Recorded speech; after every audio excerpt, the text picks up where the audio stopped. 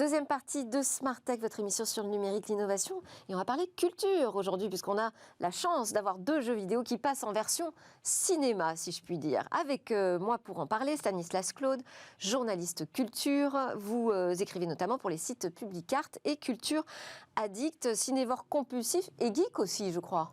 C'est-à-dire qu'effectivement, je proviens de la génération des années 80, donc forcément, toutes les références à cette époque, pour moi, elles sont acquises depuis longtemps. Et voir cette résurgence, ça fait plaisir et j'ai envie d'y participer. Bon, génial. On va commencer avec Super Mario Bros, le film, donc il sort en salle en France le 5 avril. Là. On va regarder le petit spot TV. We're the Mario Brothers, and plumbing's a game. We're not like the others who get all the fame. When your sink is in trouble, you could call us on the double. We're faster than the others, you'll be hooked on the brothers. Thank you, Super Mario Bros. It seems like the only thing you haven't drained is my bank account. For super service. Alors, pour Super Mario Bros, donc c'est une adaptation vraiment hein, du jeu vidéo au passage au cinéma. Est-ce que vous attendez dans ce cadre-là au pire ou au meilleur ? C'est-à-dire que c'est une adaptation animée, donc avec les vrais personnages de l'époque. Ouais. On sait qu'en 93, il y avait une adaptation ciné avec Bob Hopkins dans le rôle de Super Mario, avec son frère Luigi et tous les personnages. Et là, on voit les personnages comme dans le jeu. C'est moins risqué, animé. Disons.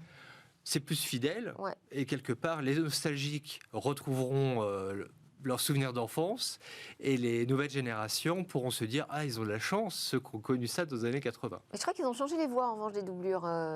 C'est possible, peut-être que les doubleurs de l'époque sont passés à autre chose ou ne sont plus là. Qu'est-ce que ça donne de reprendre comme ça des titres emblématiques des années 80 en 2023 ? Ça va intéresser, vous pensez, uniquement la génération qui a joué à ce jeu dans les années 80 ou est-ce qu'on peut aussi attirer un public plus large ? C'est-à-dire que depuis quelques années, les années 80 reviennent en force, c'est très à la mode, vrai, et on parle de pop culture, et Super Mario est emblématique de cette époque. Donc ceux qui ont joué à ce jeu-là dans les années 80, qui était sorti donc sur Nintendo, ils vont se souvenir de leurs souvenirs d'enfance, et pour eux c'est très puissant dans leur esprit, et les jeunes vont se dire « j'ai pas connu cette époque, et ce film me permet de toucher du doigt une époque que j'aurais voulu connaître. » Alors ce qui est dingue avec Tetris, c'est que Tetris c'est quand même un jeu de briques hyper basique, c'est sans doute le premier jeu moi, auquel j'ai joué pendant des heures et des nuits. On se dit faire un film sur Tetris, alors là quand même il faut y aller quoi. Alors pour Tetris, ils ont pris plus de risques. Pourquoi ? Parce qu'en fait, il y a des vrais acteurs et ils racontent l'histoire en fait du développeur de Nintendo qui a été en Russie racheter la licence Tetris au gouvernement russe. 89, c'était encore l'URSS, le communisme. Donc, on voit. Je pense que j'ai pas vu le film, mais je pense que le choc parce que alors il sort sur Apple TV le 31 mars. Exactement, avec un acteur très bankable, Taron Egerton, qu'on a vu dans Elton John et dans les 2 films Kingsman. Donc, ils prennent pas de risque pour l'acteur parce que c'est un bon acteur que tout le monde connaît. Et en fait, il va jouer, je pense, j'imagine, un thriller, dans le sens où lui va devoir racheter une licence que les Russes conservaient à l'époque. Et en fait, c'est un jeu très russe. Pourquoi ? On connaît la musique. Vous connaissez, je ne vais pas la chanter, mais la musique de Tetris. Je ne sais pas si on a l'extrait dans la bande-annonce. C'est le morceau qui s'appelle Korobeiniki, ouais. Du poète russe Nekrasov. Et en l'occurrence, ça fait partie vraiment de l'héritage russe. Et on se rend compte, a posteriori, que en fait, c'est un jeu très russe. Que tout est carré. Des carrés, des rectangles, des formes qui bougent. On n'était pas tellement conscient de ça au moment où on y jouait. Ouais. C'est intéressant de se replonger dans cette histoire. Qu'est-ce que ça a donné les adaptations précédentes de jeux au cinéma ? Alors, il y avait le pire et le meilleur. Ouais.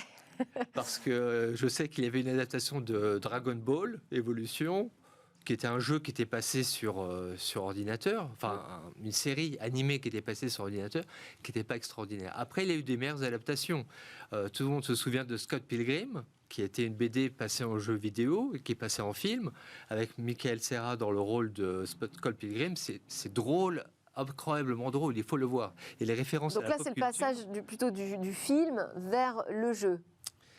Là, c'était du jeu vers le film, Scott Pilgrim, parce que le jeu est passé avant et c'est devenu un film. Oui, d'accord. Et il en a eu plusieurs d'autres. Non, parce que je pensais à la suite, puisqu'on arrive à la fin de l'émission. Il y a aussi le passage du film vers le jeu. C'est vrai. Ça se fait aussi dans ce sens-là. Ça se fait, effectivement. Peut-être un peu moins risqué Oui, complètement, parce que ceux qui achètent, ils savent à quoi ils vont jouer, c'est-à-dire qu'ils connaissent les personnages et en fait ils vont pouvoir les animer eux-mêmes, les faire se mouvoir, se battre, que sais-je. Et en l'occurrence, c'est quelque chose qui peut être très très successful auprès des jeunes générations. Bon ben voilà, on sait quoi faire donc ce week-end. Tetris qui sort sur Apple TV+ à partir du 31 mars et Super Mario Bros. Le film en salle le 5 avril. Voilà de quoi remplir nos yeux. Merci beaucoup Stanislas Claude pour nous avoir donné votre premier avis sur ces sorties. Vous nous direz ce que vous en avez pensé après. À suivre dans Smart Tech, on termine avec notre regard sur où va le web.